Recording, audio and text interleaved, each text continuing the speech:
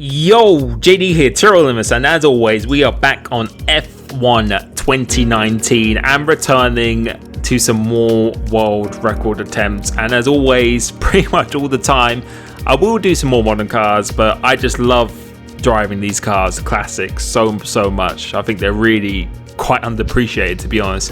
We are doing Germany, the Hockenheim, and we're doing a Ferrari F2004, which is another track that's been requested a fair amount.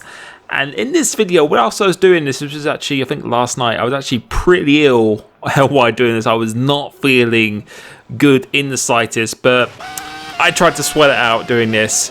And yeah, I was really looking forward to this one. I love Germany. I love this car. Haven't been in this car for a little while now. The last one I did was Singapore in the Red Bull 2010, I believe. Weirdly feels kind of similarish to this when you lose the traction in the high rev range.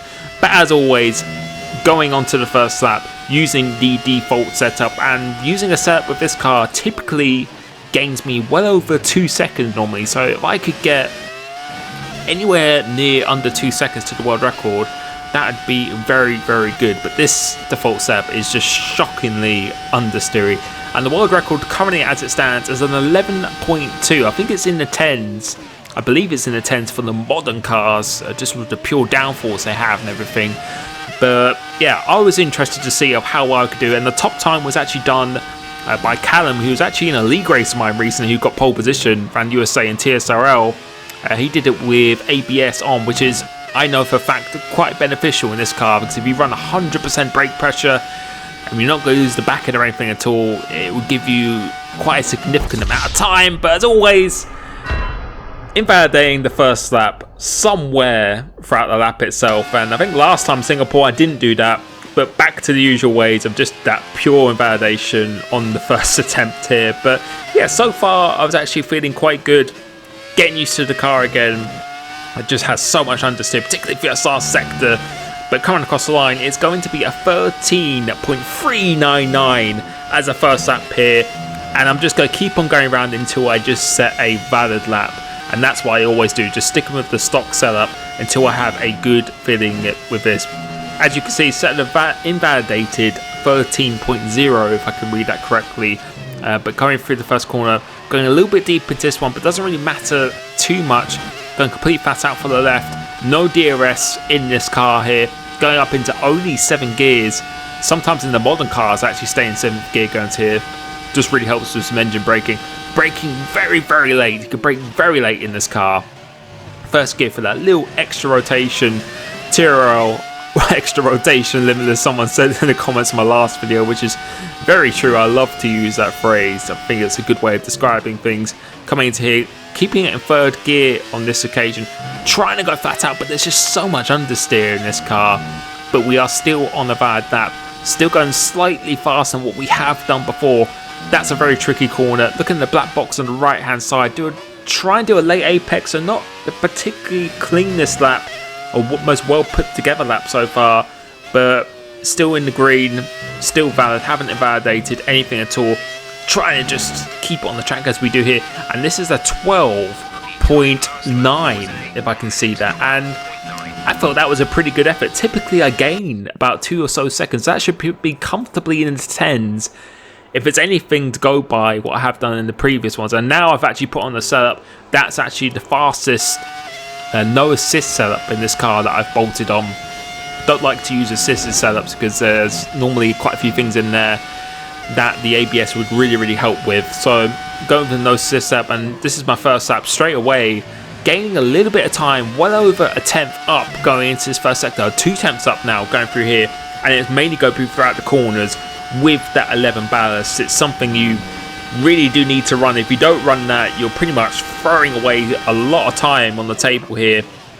Going into this hairpin, braking quite late with the extra brake pressure. Not changing my brake bias at this stage, but you can see about half a second up now going to it, and still valid as well. So a pretty good attempt so far, going in slightly deep, so losing a bit of time, but you can see despite that still gaining. Look how much time we're gaining purely just with the setup going through here. And this corner I should be gaining quite a bit of time as well on the exit, managing to stay on the track about 8 tenths up now going into this 2nd gear. trying to get a decent exit. The car, probably the trickiest traction zone on this track, and going through into here, keeping it in 4th gear, actually going invalidated, which was a little bit of a shame, which invalidates your next lap as well. And coming across the line, that would have been 11.8, so it's only 6 tenths away on a pretty conservative lap. So yeah, I was quite happy with that, and I've already invalidated this lap because I invalidated the last corner. And you're going to probably stay on board with me now just for another couple or few laps, because I feel, as I always say, it's very important to try and build some momentum, try and get into a good rhythm, and that's exactly what I'm doing. And I think you'll be able to see just gaining that slight bit of confidence, corner by corner, lap by lap, and eventually it just adds up. I always find once you hit a certain lap time, again, probably said this a million times now, but it's, for me personally, it's just so true. Since I've done 11.8, I should really be hitting that every single lap, and if I do 11.5, should be hitting that every single lap, because you just know in yourself what it takes to get that lap time, not only just mentally but just muscle memory and stuff as well. Your body is really good at remembering a lot of things, so once you're able to do that, then it should be so much easier to achieve that lap time. And this is going a slightly better lap, although it is invalidated. Coming across the line, what time is this going to be? And that was an 11.5 as well, if I can see, and gaining 3 tenths away straight away, keeping this valid so far. So let's see what we can do going into this first sector, and that is much better going through here. This is where the car really wants to step out on you, but managed to do it nicely. And although we are slightly down on our time, that was invalidated. I think the first corner wasn't clean last time out, so if I can get anywhere near, if I can get comfortably into 11s, I'd be pretty happy with that at this stage. And you can see, not going super aggressive into the corners or everything, just getting to grips with the track still, because I haven't done it for a long time, and just building that momentum up every single lap. And then eventually you want to unleash everything you can. Once you know you have the ability to go after that world record or a lap time that you're aiming to go for, then you can unleash it all. 5th gear going through here. 6th gear is a little bit of a risk, a little bit too understeery for me as well. This corner, you want to use the camber of it to let you go round, and still about a 10th down, but I knew I could gain a little bit of time going through this last sector. As you can see, gaining quite a bit of time, but we do another invalidation, but we're still continuing. As I said, I really can't emphasize how important it is to just keep on going. And although I've invalidated this lap already, just to keep on going to see of what you can do, because it will just give you so much confidence. Because if you just keep restarting, which I am about to do now, I think, because I did a few laps, but if you just restart every time we get an invalidation, you might be able to master the first part of the track or a section of a track, but then you're not familiar with how it feels for the rest of a lap. And that's why I always say you just got to keep on continuing. Like this one here, I've invalidated it, but instead of restarting it, I'm going to continue because I'm quite a bit up on an 11.4 at this stage. Although it wasn't a huge invalidation, I'm just going to continue anyway because I'm just in the zone, I'm in the rhythm, and that would have been 11.2, which would have matched the world record had I done that bad. And you can see now I'm starting to be a little bit more aggressive, starting to take a lot more risks, and it just adds up over time. You just got to have the patience and perseverance to really just keep on applying this strategy. And you can see only slightly down now, 5 laps so far, so this is probably one of the better laps I've done so far. And let's see how late I break going to this hairpin. Definitely more aggressive this time, being a little bit more aggressive with the steering wheel. In this car, you can get on the throttle super early, really has kind of a delay when it comes to the throttle. It's only in the high rev ranges when it becomes quite difficult. And we're going green into this. This is a very easy corner to lock up in. This one here, you want to try and go as flat out as much as you can. Staying on track this time, so over a 10th up. Very difficult corner this time going through here, being quite conservative. Could have used more on the exit, but this one here is a very tricky corner. The back end always wants to step out on you, and this car is just so sensitive, particularly in the slow speed. This one here, not an amazing last sector, but still gaining. We're going to be gaining a lot of time through here, and that was an 11.327, so under a 10th away from the world record. And I think you can see and agree probably that there is just so much more time on the table. And I just kept on going green, trying to get a better corner this time, as I do here. And let's see what I can do going into penultimate and the last corner. going down the gear just to get a little bit extra bite into this one, trying to hook the car on the inside if you can, and you can see just how much time we've gained, and that is an 11.171.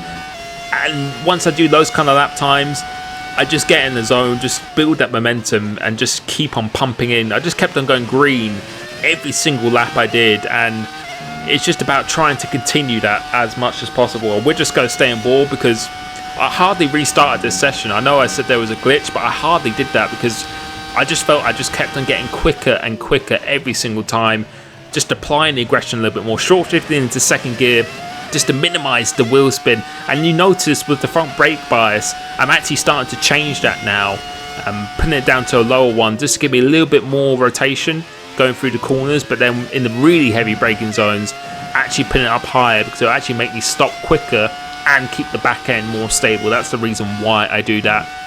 You can say, although we're slightly down, let's see if I can gain some more time going to here. Going a little bit deep on this occasion, so I decided to go back, and that was enough for number one.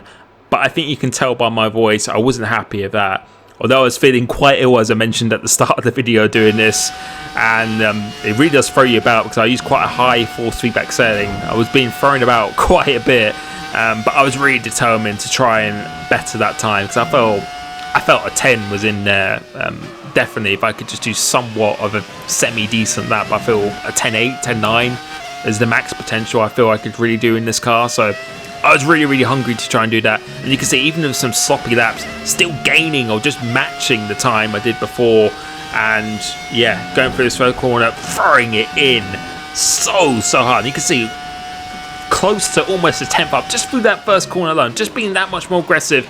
But the car is just so sensitive and so speed and very easy to lock up as well. But we're still going green despite that bad exit. We're still going green here. And this just kept on convincing myself to just stay on longer, although I was just absolutely knackered, just to stay on longer and just keep on going until I want to get a good time. And the whole purpose of this series is just not only to entertain and to get these, but to just show you of what I really go through when I'm trying to achieve something like this, and just to show the hunger I have in order to try and achieve it as we go out wide here. And yeah, that corner was the corner that always caught me out. But yeah, I just kept on convincing myself that I don't want to stop until I try and get near my max potential, which normally in a time trial I get up to relatively quickly. And on this lap so far, this is a very nice lap so far, over a 10th up, almost a 10th and a half up going down this middle straight. And this felt like the lap, this felt like the one that I needed to do. So almost a 10th and a half up. Braking, I was just throwing everything I could at it now, going in slightly deep, but you don't need to hook up that apex, so you can still get a pretty good exit. And as you can see, gaining time on this exit, putting it back down to 53 brake bias, just to get that more turning going into here and avoid locking up as much as well. This corner, this is the one that is really difficult, trying to hook that apex a bit, but staying just about on the track. Lost a little bit of time going through into here now, and we go out wide. That is the corner that always just keeps on really just throwing me out. But you can see we are continuing now, and I can confirm that this is a very nice lap. So really throwing everything to try and get a good start time. You can see that was an 11.0 if I wasn't validated. So I was really determined to try and put a good lap on the table, and similar like we did last lap, a similar first corner. Not as good going through here, but we are still should be going green. So about almost a 10th down on what we did on the previous lap, but we're still green on our already set world record going around here. And let's see what I can do going into this one. So brake very this time it is better through the hairpin like I did in the last lap. You can see definitely getting a little bit of time compared to when I went before I went into the corner. Now spotting the braking zone, which is just about at the end as the curb finishes. That's where you want to be braking and turning in. Now let's see if I can get a better line, much tighter going through here. That is better, but we're hardly up. We have actually lost some time now. So I was just giving it everything for this last sector, just about staying on track. This is crucial with this corner. You need to stay tight here, and I do I managed to get quite a good exit, almost a 10th up going through into it, but this penultimate corner, not 100% perfect and not hooking it up for that last corner, which means I lose some time, but coming across the line, it is 11.124, and yeah, I felt there was so much more potential in this, and you can see already I'm actually gaining time through here, but then going a little bit deep, and at this point I was done. I did what I needed to do. I really do feel there's a 10.8, 10.9, definitely for sure, if I just do something somewhat of a good lap. But yeah, that was me done, and that was enough for the world record, a comfortable world record by just over a 10th. A couple guys behind me using assists, so about 2 tenths clear of the next no assist guy. No doubt that people will beat this like I have with many of my other ones that I've done when I see people jumping on, but I try and do this within quite a quick time frame and just give you a real perspective of what it's like to try and do something like this. You can see the wings here going for quite a high downforce because you really do need it, and it gets to top speed quite quick in this car. The right, left, just for most stability as possible. And again, this is really built for stability because I've got a lot of downforce on the wings, and yeah, a lot of stopping power, a lot of turn-in rotation for the front tire pressure, and the 11 ballast as usual. So thank you so much for watching this. I hope you've learned something. Let me know what you want me to see next if I can talk. But yes, thank you so much, and I'll catch you soon. Peace.